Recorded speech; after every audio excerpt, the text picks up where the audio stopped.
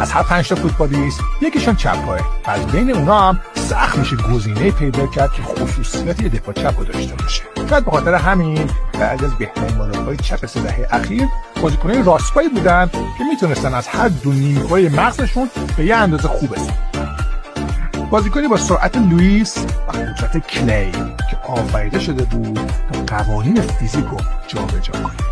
قطر پاهای کارلوس با محمد علی برابر وقتی به توپ ضربه می‌زد چیزی جز تور دروازه نمیتونست جلوی توپ رو بگیره. زمان استارتا و تو سر توپ‌های معروفش هم کسی به پاش نمیرسید. او 3 بار با رئال قهرمان لیگ قهرمانان شد. سالی که تو رسید به قهرمانی جهان رسید، یکی از شوت‌های غیرقابل مهارش رو تو کره به یادگار گذاشت.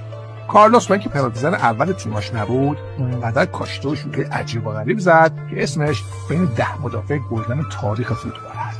موقع انتخاب قشنگ‌ترین گل‌های هر تورنمنتی هم میشه اسمش رو به راحتی پیدا کرد.